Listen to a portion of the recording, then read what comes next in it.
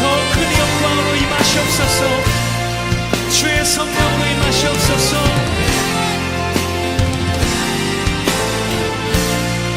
창조의 아버지, 창조의 아버지, 그 섭리 보이사 택하신 세대 일으키어 이 땅을 고치소서. 주의 크신 능력, 주의 크신 능력, 만물이 사모하니 성령의 기름 부어주사 이 시간 임하소서. 주 영광 여기 임하사 열방 향해 금이 비추소서. 주의 얼굴 구할 때 주의 향기 머무소서. 주의 향기 머무소서. 열방의 통치자, 열방의 통치자, 온 세상이 보리라.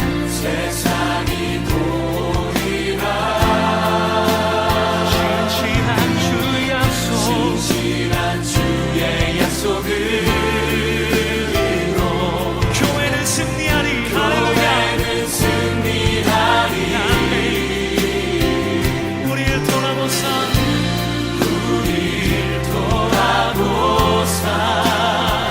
더욱 강건케 하소서.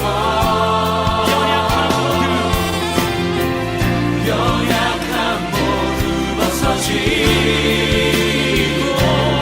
승리케 하옵소서.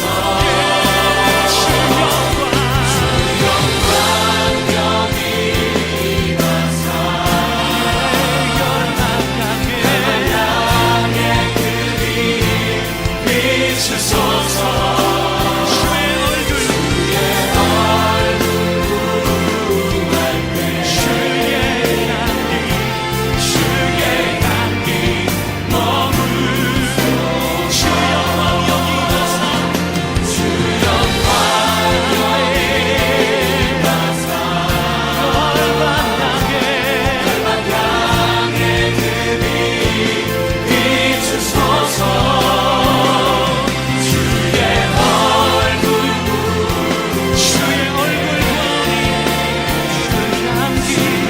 향기 머무소서. 주의 나라가 임하옵시며 주의 나라가 임하시며 주님의 뜻이 이루어지리라. 이 땅 가운데 하나님 영광 보이소서. 주의 나라가 임하옵시며 선포합시다. 주의 나라 주님만을 경배하리, 주님만을 찬양하리, 찬양받기 합당하신 존귀한. 우리 다시 한번 주님만을 경배하리, 주님만을 경배하리, 주님만을 찬양하리. 찬양받기 합당하신 존귀하신 주만 높이리. 아멘. 우리 고백합니다. 경배하리, 경배하리, 내 온 마음 다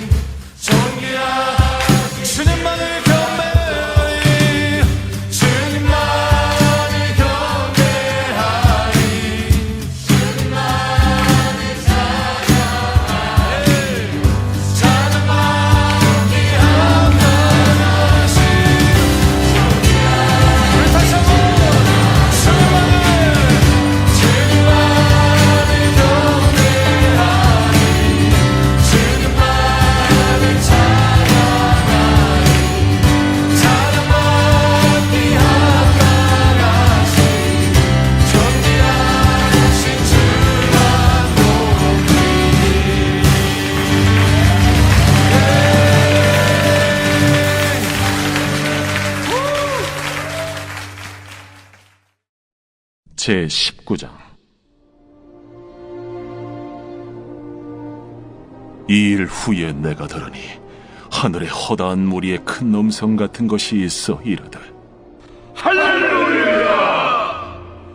구원과 영광과 능력이 우리 하나님께 있도다. 그의 심판은 참되고 의로운지라. 음행으로 땅을 더럽게 한 큰 음녀를 심판하사 자기 종들의 피를 그 음녀의 손에 갚으셨도다. 할렐루야. 그 연기가 세세토록 올라가더라. 또 24장로와 네 생물이 엎드려 보좌에 앉으신 하나님께 경배하여 이르되, 보좌에서 음성이 나서 이르시되, 하나님의 종들 곧 그를 경외하는 너희들아, 작은 자나 큰 자나 다 우리 하나님께 찬송하라. 또 내가 들으니 허다한 무리의 음성과도 같고 많은 물소리와도 같고 큰 우레소리와도 같은 소리로 이르되, 할렐루야. 주 우리 하나님 곧 전능하신 이가 통치하시도다. 우리가 즐거워하고 크게 기뻐하며 그에게 영광을 돌리세. 어린 양의 혼인 기약이 이르렀고 그의 아내가 자신을 준비하였으므로 그에게 빛나고 깨끗한 세마포옷을 입도록 허락하셨으니 이 세마포옷은 성도들의 옳은 행실이로다.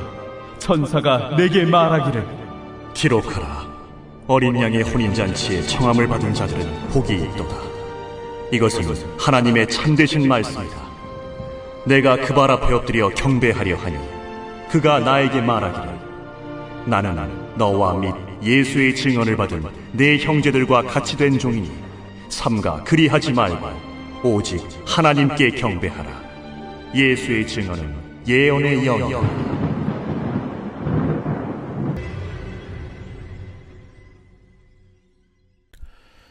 오늘 본문 말씀은 요한계시록 19장 1절에서 10절 말씀입니다. 오늘 본문은 크게 세 부분으로 나눠볼 수 있습니다. 1절에서 4절까지로 엄녀 심판에 대한 찬양, 5절에서 8절까지로 어린 양 혼인잔치 찬양, 9절에서 10절까지 요한에게 기록하라는 천사의 명령, 이렇게 이루어져 있습니다. 어제의 본문에서 무너질 것 같지 않았던 바벨론이 심판받고 멸망하게 됩니다. 저도 이번 본문을 공부하고 묵상하는 가운데 알게 된 사실 하나가 있습니다. 우리가 아주 자주 사용하고 있는 할렐루야. 이 할렐루야는 신구약 전체 딱 2권의 책에서만 나온다는 것입니다. 그 2권이 시편과 요한계시록입니다.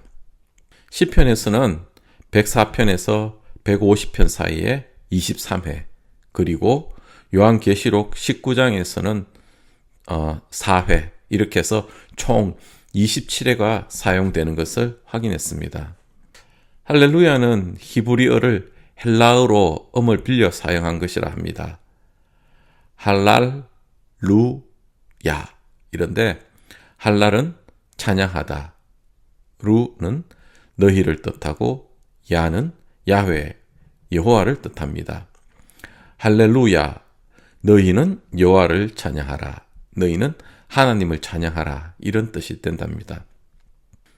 1절에서 이 일 후에 엄녀 바벨론이 심판을 받은 뒤를 이야기하고 있습니다.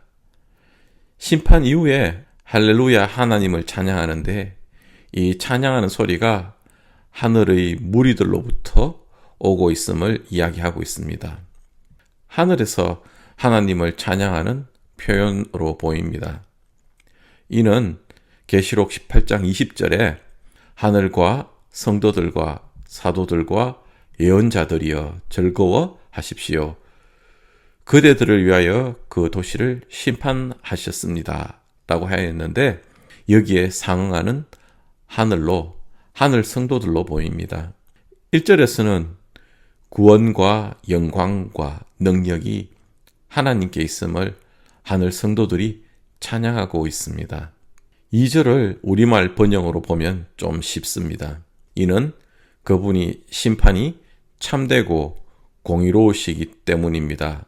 그분은 음행으로 땅을 더럽힌 큰 창녀를 심판하셨으며 그녀의 손에 묻어있는 그의 종들이 흘린 피의 억울함을 갚으셨기 때문입니다. 하늘에 있는 성도들이 하나님을 찬양하는 이유가 공의 하나님께서 이들을 위해서 바벨론을 심판하심으로 그들을 구원하셨기 때문이다 라고 합니다. 3절에서 쓰이고 있는 연기는 심판과 멸망의 상징이라고 합니다. 연기는 구약에서는 하나님의 임재를 의미하는 경우가 대부분인데 계시록에서는 그렇지 않습니다. 이전에 읽었던 본문 계시록 14장 11절에 보면 고난의 연기가 세세토록 올라가리로다 라고 한 본문의 연기와 오늘 본문의 연기가 같은 뜻을 내포하고 있는 것으로 보입니다. 심판과 멸망이 계속되고 있다는 뜻으로 영원한 심판으로 인한 고통을 이야기하고 있습니다. 4절에서는 24장로와 네 생물이 하나님께 할렐루야 찬양한다고 기록하고 있습니다. 24장로와 네 생물은 앞서 읽고 묵상했던 계시록 4장 천상에서의 예배를 드리는 장면에서 나온 장로와 생물들입니다. 이들 또한 아멘으로 응답하고 다시 할렐루야 하나님을 찬양합니다. 1절에서 4절까지는 하나님의 공의로 엄녀의 심판한 것에 대해서 하늘 성도들과 24장로 네 생물이 하나님을 찬양하고 있는 장면을 묘사하고 있습니다. 5절 전반부에 보좌에서 음성이 나서라고 합니다. 다시 하늘에서 이야기하고 있습니다. 작은 자나 큰 자나 하나님을 경외하는 성도들을 향해 하나님께 찬송하라고 합니다. 하늘이 성도들에 이어서 이 땅의 성도들로 찬양하게 합니다. 6절에서는 1절에 이어 허다한 무리, 즉 하늘의 음성이 전능하신 하나님이 통치하심을 할렐루야 하나님을 찬양합니다. 하나님께서 엄녀 바벨론이 세상을 다스리는 시기를 끝내시고 하나님께서 통치하심을 찬양하는 것입니다. 하나님을 믿는 성도들은 하나님의 통치가 이루어질 때 하나님을 깊이 찬양할 수 있는 것입니다. 7절에서 하나님의 허다한 무리는 어린 양의 혼인 잔치를 앞두고 즐거워하고 기뻐하며 하나님께 영광을 돌리고 있습니다. 그리고 혼인을 앞두고 있는 여인은 자신을 준비하였다고 합니다. 이 여인이 준비한 것이 뭘 것 같습니까? 8절에서 보면 이 순결을 지킨 신부에게 입혀지는 것은 빛나고 깨끗한 세마포 옷이라고 합니다. 이 세마포 옷은 성도들이 옳은 행실이라고 설명하고 있습니다. 옳은 행실을 한 것과 순결을 지킨 것이 이 여인이 준비한 것이라는 것입니다. 엄녀 바벨론이 통치하는 그런 상황 가운데 그 통치에 굴복하지 않고 신실함으로 하나님을 믿고 기다린 것, 그것을 순결함으로 본 것입니다. 계시록 17장 14절에 표현된 어린 양과 함께 있는 사람들, 부르심을 받고 택하심을 받은 신실한 사람, 이런 사람들이 아닌가 생각합니다. 이런 사람들이 어린 양의 신부가 될 수 있는 것입니다. 고린도후서 11장 2절에서 내가 너희를 정결한 처녀로 한 남편인 그리스도께 드리려고 중매함이로다 라고 해서 예수님은 남편으로, 그리고 교회를, 성도를 예수님의 신부로 표현합니다. 5절에서 8절까지에서 보여주고 있는 것은 타락한 세상 가운데 엄난에 빠지지 않고 옳은 행실을 한 성도가 그리스도의 신부가 된다는 것입니다. 그로 인해서 하늘 성도들과 땅의 모든 성도들이 찬양을 하고 있는 모습을 그린 것입니다. 9절에서 혼인잔치의 청함을 받은 자들은 복이 있다라고 합니다. 성도들은 그리스도의 신부요, 이와 동시에 결혼식에 초대받은 사람들입니다. 10절에서 요한은 어린 양 혼인잔치에 초대받는 사람이 복이 있다고 이야기하고 이것이 하나님의 참된 말씀이라 하는 천사에게 강력한 끌림이 있었던 것 같습니다. 그래서 천사에게 경배하려 하나 천사도 형제와 같이 된 종으로 표현하고 오직 하나님께 경배하라고 합니다. 오늘 본문에서는 엄녀 바벨론을 멸망시키신 하나님의 심판에 대해서 하늘의 성도들이 찬양을 하고 땅의 성도들도 찬양하게 하며 또 음행과 악행이 널리 퍼져 있던 엄녀 바벨론 시대에 그를 따르지 않고 순결함을 지킨 교회와 성도들에게는 하나님 나라가 주어진다는 것입니다. 지금의 시대를 보면 온갖 화려함만 가지고 있는 듯 합니다. 세상 발전의 속도는 어느 시대보다도 빠르게 변화, 발전해 가고 있습니다. 세상이 너무 발전하여 과학과 기술로 모든 것을 이해하려 합니다. 어쩌면 과학과 기술이 하나님 이상으로 여겨져 하나님이 있나 하는 사람들도 있을 것입니다. 하지만 지구 곳곳을 보면 그렇지 않는 부분들이 많습니다. 우리가 매일 전쟁을 종식시켜달라고 6.19 기도회를 통해서 기도하고 있듯 몇 군데에서는 전쟁이 지금도 계속되고 있습니다. 자연재해가 발생하고 기아로 죽어가는 사람들, 그리고 질병 가운데 어려움을 겪는 사람들이 부지기수로 많습니다. 또 뭐 하나 부족한 것 없어 보이는 미국을 비롯한 발전된 나라에서도 각 개인들의 속을 들여다보면 평강이 없어 보입니다.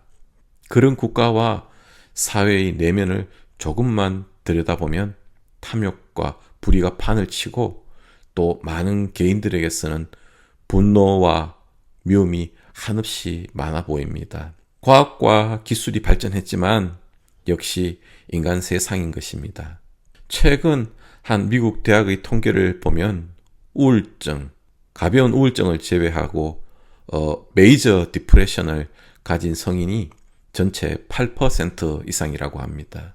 불안장애, anxiety disorder를 가진 사람이 성인의 20% 정도가 된다는 보고를 봤습니다. 그리고 외상증후군이라는 PTSD 그리고 여러 정신질환을 다 합하여 보니 성인 인구의 40% 정도가 갖가지 정신질환으로 어려움을 겪고 있는 것을 보고 깜짝 놀랐습니다. 아쉬운 소식이지만 이런 증상들은 시간이 갈수록 더 증가할 것으로 예상하고 있다고 합니다. 세상은 화려하게 보입니다. 곧 우주를 여행하는 시기가 열릴 것으로 예상합니다. 그 인간 세상 속에서 사는 많은 개인들에게는 평강이 없음을 이 통계들을 통해서 보여주고 있는 것 같습니다. 사도 요한이 하나님의 영감으로 계시록을 기록할 당시에도 평강 가운데 사람들이 있었던 것 같지는 않습니다. 특히 그리스도인들이 박해를 받고 있던 시대였습니다. 역사적 관점에서 봤을 때 그리스도인들에게 쉬운 시기가 아니었던 것이 분명합니다. 하나님께서 그 시대를 살았던 그리스도인들에게 알려주고 싶었던 것이 공의와 사랑의 하나님인 것입니다. 화려한 가운데 죄악이 뭔지를 모르고 살아가던 사람들을 대표하고 있던 엄녀 바벨론이 당시 누구도 하나님으로부터 심판을 받을 것이라고는 생각하지 않았을 것입니다. 항상 화려해 보이는 가운데 하나님이 없는 것 같은 삶을 살았을 것입니다. 우리가 믿는 하나님은 공의의 하나님입니다.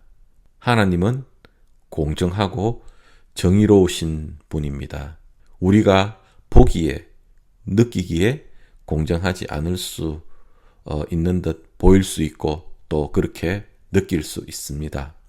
그러나 모든 일이 판단을 인간적인 눈과 잣대를 가지고 하는 것에는 오류가 있을 수 있습니다. 그러나 하나님은 그렇지 않다는 것을 아셔야 합니다. 당시 엄녀 바벨론이 하나님으로부터 심판을 받을 것이라 누가 미리 생각했겠습니까? 그러나 하나님의 시간과 때 하나님의 방법으로 심판하시는 것입니다. 시간이 지나서 보니 그렇게 되었습니다. 그래서 그 심판으로 인해 하늘의 성도들이 하나님을 찬양합니다. 그리고 땅의 성도들도 함께 찬양합니다. 하나님은 공의만 있으신 것이 아니라 사랑이 함께 있는 분입니다. 음녀 바벨론을 심판하심으로 즐거워하시는 것이 아닙니다. 하나님의 성품으로는 죄악과 악행을 버리고 되돌아오시기를 기다리셨을 것입니다. 하나님은 공의도 있으시지만 사랑이 함께 있기 때문입니다. 하나뿐인 독생자를 우리에게 주시고 그를 희생하며까지 인간과의 끊어진 관계를 이어려 하셨던 분 아닙니까? 창세기 1장 31절에서 하나님이 지으신 그 모든 것을 보시니 보시기에 심히 좋았더라 라고 하셨습니다. 하나님께서는 죄악이 들어오기 이전으로 되돌아오라 기다리시는 것입니다. 예수님을 통해서. 우리의 삶이 예수님을 통해서 하나님과 연결될 때 우리의 삶을 하나님께서 다스리시도록 내어드릴 때 하나님의 통치가 우리에게 임할 수 있도록 내어드릴 때 영원한 생명과 하나님이 주시는 평강이 이 땅 가운데 삶에서도 이루어질 줄 믿습니다. 요한계시록을 처음 읽었던 성도들은 분명 지금의 우리들보다 더 어려운 상황에 있었을 것입니다. 하나님께서 그들에게 하시는 말씀이 또 지금 우리에게 하시는 말씀은 동일합니다. 우리가 세상 가운데 살면서 구하고 나가야 할 방향이 음녀 바벨론이 아니라 어린 양의 아내의 삶이라는 것을 이야기하고 계신 것입니다. 세상의 조류와 흐름을 따르는 것이 아니라 어린 양과의 혼인을 준비하고 살아가는 길, 즉 예수님과의 깊은 친밀한 관계를 유지하며 살아가길 원하신다는 것입니다. 그런 관계가 유지될 때 우리 삶에서 할렐루야 하나님 찬양이 끊이지 않을 것입니다. 우리 나눈 말씀을 가지고 함께 기도하겠습니다.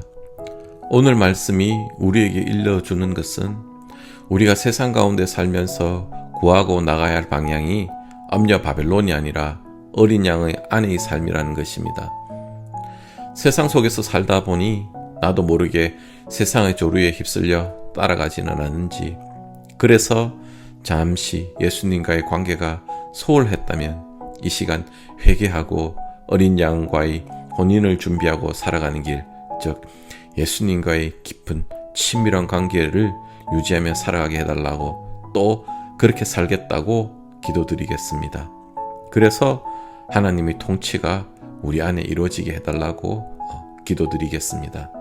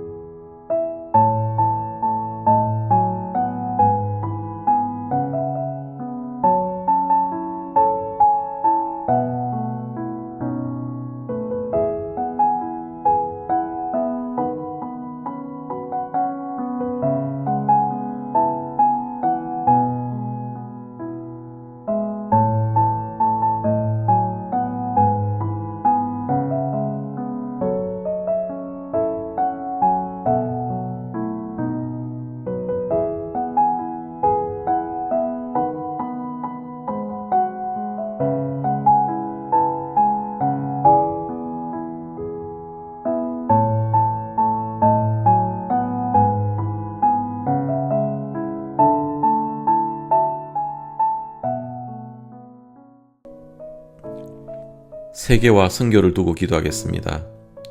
사회적 혼란 가운데 있는 대한민국, 또 정권 교체기에 있는 미국, 혼란한 가운데 있습니다. 이들 나라가 안정이 되고 교회들이 하나님을 경외하고 국가와 공동체를 위해서 빛과 소금의 역할을 회복할 수 있게 해달라고 같이 기도하겠습니다. 우크라이나 러시아 전쟁은 끝날 기미가 보이지 않습니다. 우크라이나 러시아 전쟁, 또 하마스와 이스라엘 전쟁 등 모든 전쟁이 빨리 끝나 모든 곳에서 평화와 회복이 있을 수 있도록 기도하겠습니다. 우리 교회가 지원하고 후원하고 있는 선교지, 각 목장이 협력하는 선교사님들, 이분들을 위해서 같이 기도하겠습니다.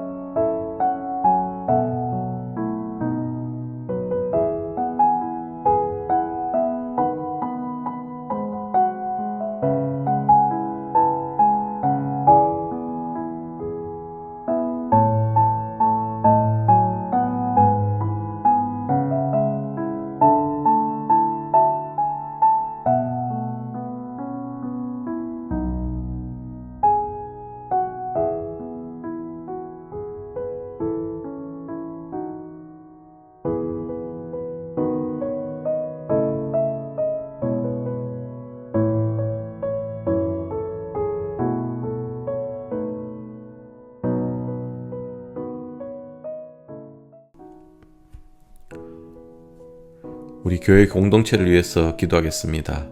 이번 주일이 성탄 예배로 드려집니다. 예수님 나심을 진심으로 기뻐하며 하나님을 온전히 높여드리는 예배가 될 수 있도록 기도하겠습니다. V24 건축을 두고 기도하겠습니다. 건축의 모든 과정이 순조롭게 진행될 수 있도록 합심해서 기도하겠습니다. 우리 유스 사역자를 구하고 있습니다. 준비된 사역자가 우리 교회에 연결되어 유스 자녀들의 영적 필요를 채우고 또 성장할 수 있도록 기도하겠습니다. 항암 치료 가운데 또 육체 연약 가운데 계신 교우님들, 영적, 심적 어려움 가운데 계신 성도님들, 이 모든 분들 회복 가운데 하나님 함께 해달라고 간절히 기도하겠습니다.